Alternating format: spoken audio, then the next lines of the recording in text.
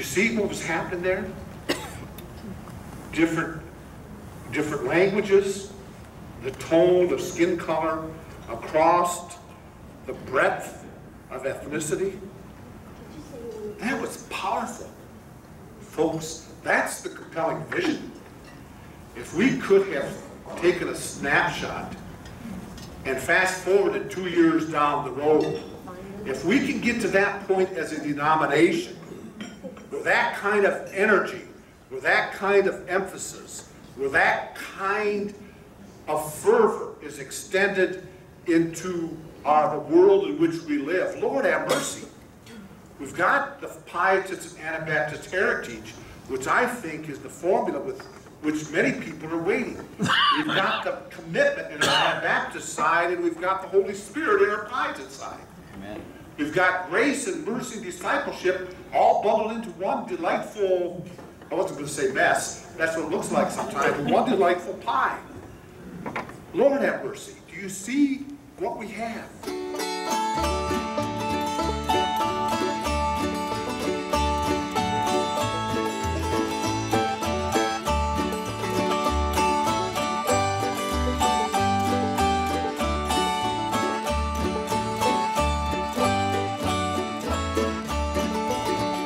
The Jesus way, oh, the Jesus way is the way of peace. Is the way of peace. Oh, the Jesus way, oh, the Jesus way is the way of peace. Is the way of peace. Oh, the Jesus way is the way of peace. When He is King, all wars will cease.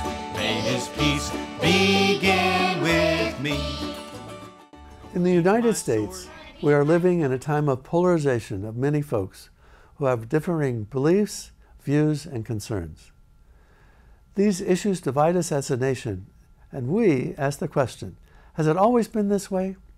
Did we just not talk about these issues?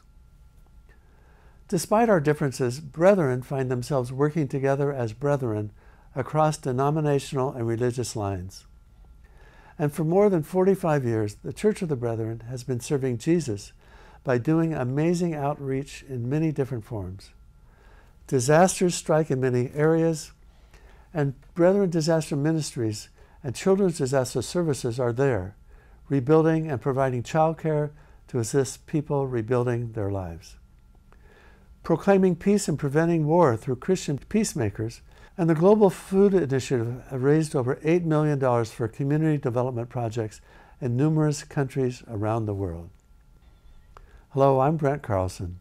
Welcome to Brethren Voices. For the Church of the Brethren, many feel that we also stand at a crossroads.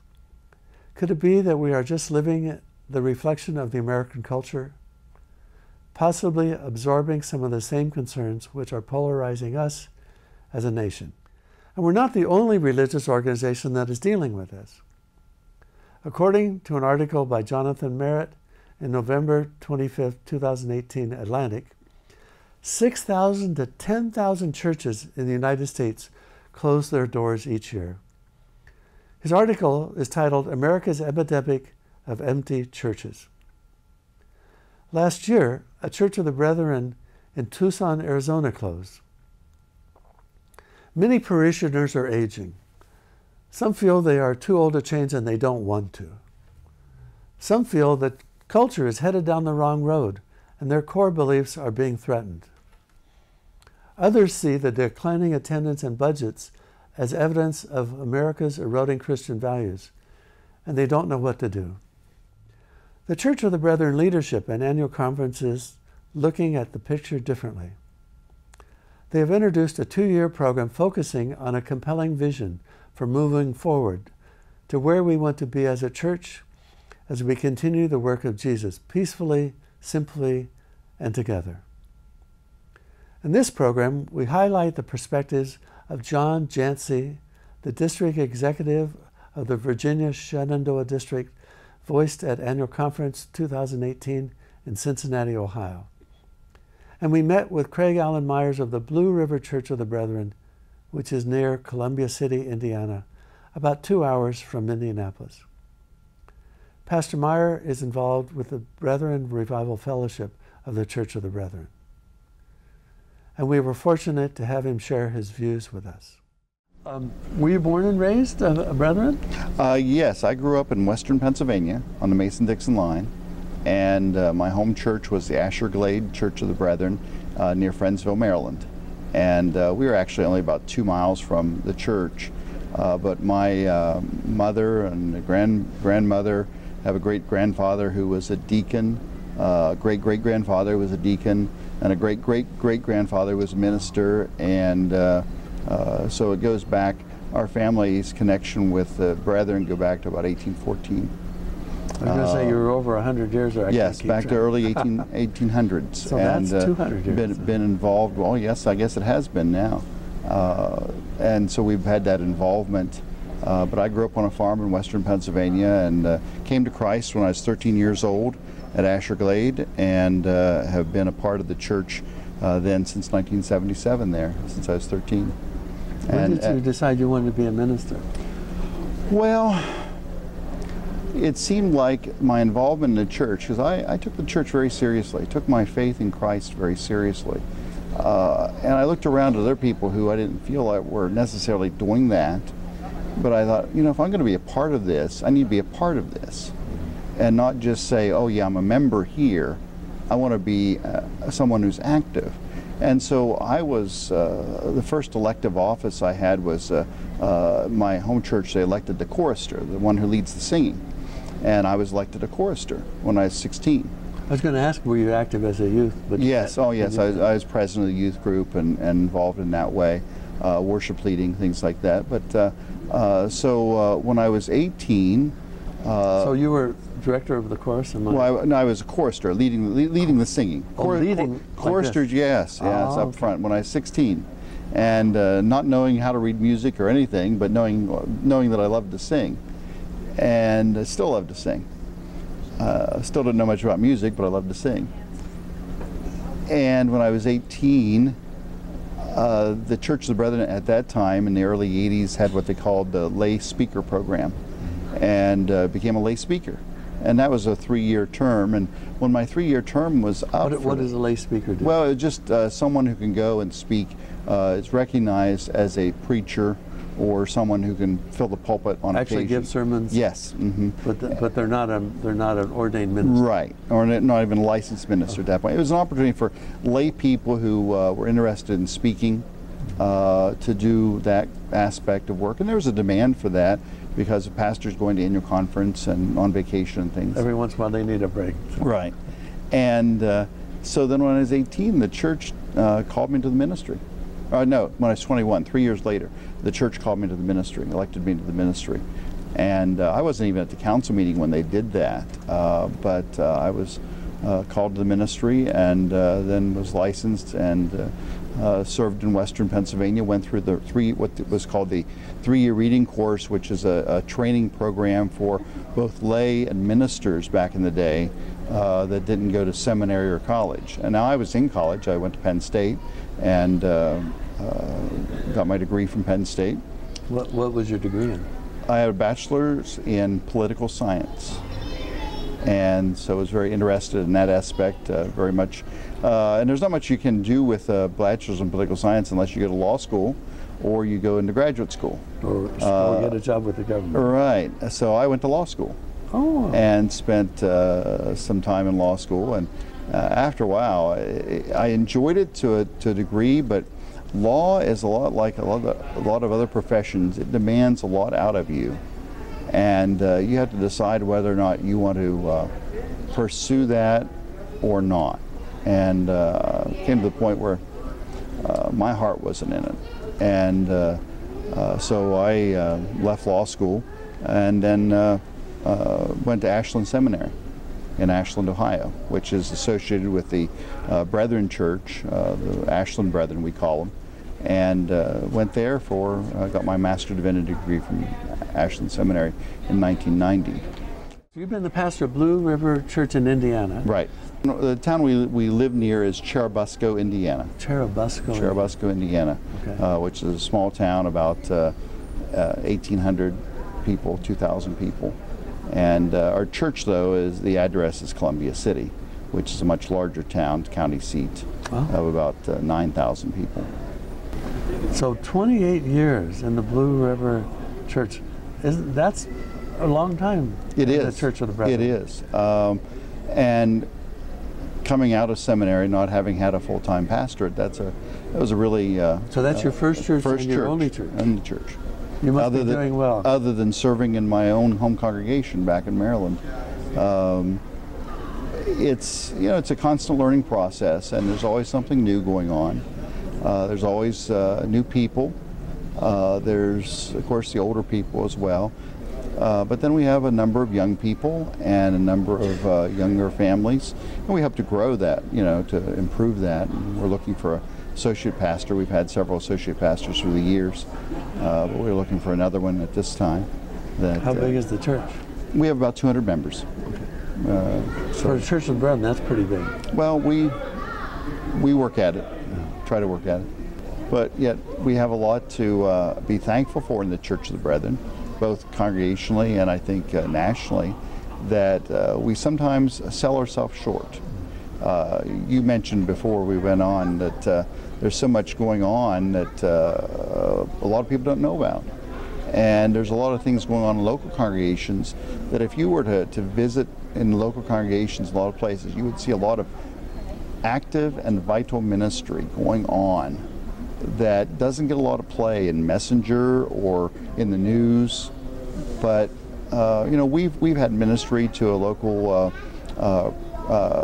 prison facility, Department of Corrections facility, for 40 years. And it's evolved over the years depending on what the needs are.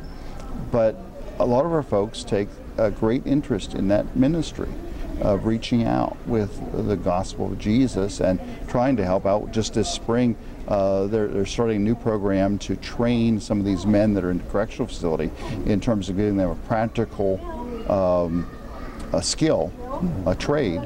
And they said, we need someone to provide us with work boots, steel-toed work boots. And we need about 10 pairs, and that'd be about $40 a pair. And we said, okay, we'll do that.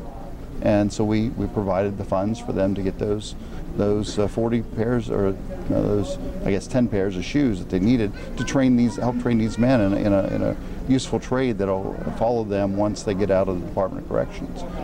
It's funny because we've been talking about the different resources around the world, and sometimes all people need is, we say, a leg up, but sometimes all they need is a tool, or the right clothes, or the right opportunity, or the right resource, and then they can be productive. Yes. And we found that to be a part of our ministry. We also have an active missions program at our church. We support about 17 or 18 missions programs or agencies around the world, both in the United States and in places like Nigeria. We support Bible College. We support Wycliffe Bible Translators. We cooperate with a work in Haiti, in downtown Port-au-Prince. And our people have really taken to enjoying that. We have an open door policy to our missionaries. If they say, we'd like to come to Blue River on this certain Sunday, we say, we're all yours. To present what they have and to give an updated report. And that's followed through to our younger generation. We just had our Vacation Bible School, and the project this year was supporting an initiative that was brought about by some of our Nigerian brethren called the Education Must Continue initiative. And it's a deliberate effort to counteract the work of Boko Haram, because Boko Haram said we don't want Western education. And Nigerian church, many of the Christians there have said, well, maybe we don't need an education. Maybe they're right. And some of the Nigerians are saying, no, we need, if we're going to get ahead, if we're going to make any difference for the country of Nigeria, we must be educated. And we've kind of signed on with that whole program, and we had some friends from Nigeria there last year who presented it, and our people responded beautifully, overwhelmingly, really. And so we have a very strong interest in missions, and we think that's keeps the vitality of a local church going when you have something going on outside of your four walls. And then we've also had a number of people go on work camps. Didn't your daughter just go on a my 16-year-old daughter, excuse me, just went on a work camp to the Dominican Republic. And then I've had my older two daughters have also gone on work camps, Puerto Rico, Brooklyn, Toms River, New Jersey, Canyon City, Colorado. And they've really appreciated those opportunities that the larger Church of the Brethren has afforded them to be involved in that way.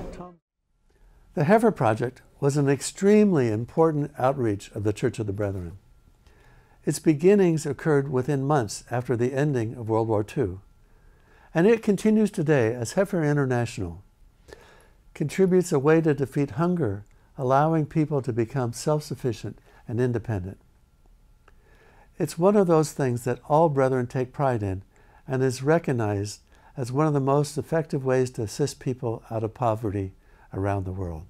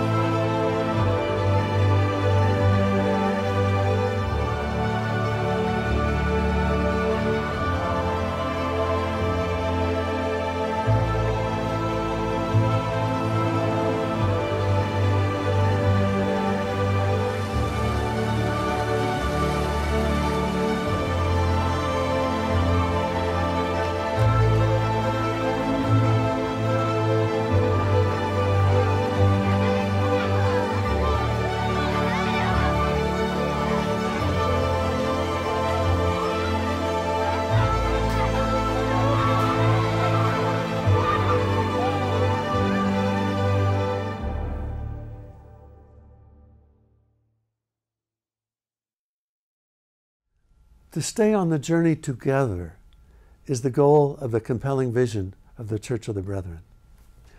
Denominational and district leadership have worked together to call two teams, the Compelling Vision Working Group and the Compelling Vision Process Team. Both will work at guiding the denomination through a process of conversation and discernment in an effort to arrive at a compelling vision rooted in our shared commitment to live as Christ's disciples. And that compelling vision is where we want the church to be in the future, in the coming years, what we want the church to be about, what we want the church to stand for, because we've had a lot of different perspectives, a lot of conflict over what that vision should be. And they said, we need to develop this, and they've asked Annual Conference to work on that. We've started that work this year. And the district executive, John Jancy, yesterday at the BRF luncheon spoke to that compelling vision and spoke very eloquently about his hope that we speak something of who we serve, that is Jesus Christ, and then what we present to the world, that we come together as a denomination to present Christ and to have a common vision that would be enough for everyone or most people to buy into, that would make it compelling. And so we've been discussing that at this annual conference. Let me be plain spoken. I believe we have become impacted far more by the current political and cultural scene than we can even imagine. The corrosive environment in which we live makes it increasingly difficult to hear the story of Jesus. The paradox is this. There are many saints sitting here, probably all of you are saints, I don't know some of you personally, but ones I know approach that threshold. I'm serious about that. I love people in churches and brethren. The stories of service are magnitude. That's a word. But you know what I mean. But what has happened, our corporate conversations do not necessarily reflect our individual commitments. It is not enough to be a personal disciple. How does that reflect itself communally and in the body of Christ? We need to hear the story of Jesus through fresh eyes, through the eyes of a child, through the eyes and ears of one hearing for the first time. Far from avoiding conflict, this well could introduce conflict in ways that we can scarce imagine. Our lives, our communal living, our dearest convictions could be held up for examination in light of Jesus Christ. I have come to believe that our preoccupation with process and difficult conversations are, in fact, becoming an avoidance mechanism. Now, for those of you in the Shenandoah District, please forgive me for using this illustration once more. You have my promise. I'll never do it again. My son has a saying. My son is, I love him to death. He's very smart. And he was deeply distraught by what he saw on the political scene, was always asking the questions, how do Christians respond to what you're seeing? How do you respond? So one day he was talking, it was about 2 years ago, and he says he believes our culture is addicted to indignation. Let me repeat that. Our culture is addicted to indignation. I have a picture on my phone. I'll show it to you if you wish. One of our churches picked that phrase up and displayed it on their signs as the 11th commandment. I respect the canon, so don't worry. But it said, let us not become addicted to indignation. I'm wondering if that isn't far more true than we would care to confess. I'm very hopeful for that process because I've seen the church kind of just wander around. I think someone had said, I think Samuel Sarpia, our annual conference moderator, said the other night, said we've been going for 40 years wandering in the wilderness, so to speak. And are we going to get off the dime? Are we going to get unstuck, so to speak, to move forward as a church, as a denomination? Because it seems like there's so many things pulling at us from all different directions. And so he spoke to that, and there's a great amount of hope there about what is going to be the future. Now, next year we're going to come back, have further discussions. There are going to be discussions in each district, listening sessions and talking sessions in each district between now and next year's annual conference. And they hope to come together with delegates next year, spend the whole time of business, rather than dealing with new business items, and we'll hear reports and things like that, but rather than deal with new business items, we'll spend time discussing around the tables what the church should be about, and maybe come to some common themes that maybe we're missing right now, because we see each other in different camps, and the central body, or the institution, what we call Elgin, for lack of a better term, doesn't please either camp in some ways, or even all the camps. You know, if there's 2 or 3 or more, we're working on those kinds of things to try to say, where can we come together as a church? And I'm hopeful in that. I'm not sure that everybody will agree to it, but the other aspect of that is, if we find that we can't agree with that overarching, compelling vision, then we can maybe find ourselves being dismissed in a graceful way. One of the things I've been intrigued about is how much in common we do have about so many things. And I was not raised Brethren, so Okay. I'm still learning about what it means to be Brethren. Yes. And I've been attending a Brethren church for 40 years, but the history, I don't have the history and the background of the Right. the cradle Brethren, so Right. to speak. But there's so much we have in common and so much we believe about in common that sometimes I think we get kind of carried away or lost in our journey by what the differences are. Yes. Pastor Mars, thank you so much for being with us on Brethren Voices. Well, thank you for having me. It's been a pleasure to talk to you. Appreciate it. And to learn about your experience, your journey, and your mission, and Thank you. and what you do. Blessings to you. Blessings to you. Thank you. Every Church of the Brethren denomination and member is invited to be part of the compelling vision conversation. So I ask you to think seriously about and ask yourself, what does my faith mean in my life and the future of the church? Then join the conversation. We wish to thank Pastor Craig Allen Myers for his sharing with us, as well as John Jancy, the District Executive of the Shenandoah District. And thank you for joining us on Brethren Voices. This is Brent Carlson, wishing you peace. Oh, the Jesus way Oh, the Jesus way is the way of peace. is the way of peace. Oh, the Jesus way Oh, the Jesus way is the way of peace. is the way of peace. Oh, the Jesus way is the way of peace. When he is king, all wars will cease. May his peace begin with me. I'm gonna beat my sword Gonna beat my sword into a plow. into a plow. Gonna beat my sword Gonna beat my sword into a plow. into a plow. Gonna beat my sword into a plow. Christ is king in my life now. May his peace begin with me. Oh, the Jesus way Oh, the Jesus way is the way of peace. is the way of peace. Oh, the Jesus way Oh, the Jesus way is the way of peace. is the way of peace. Oh, the Jesus way is the way of peace. When he is king, all wars will cease. May his peace begin with me.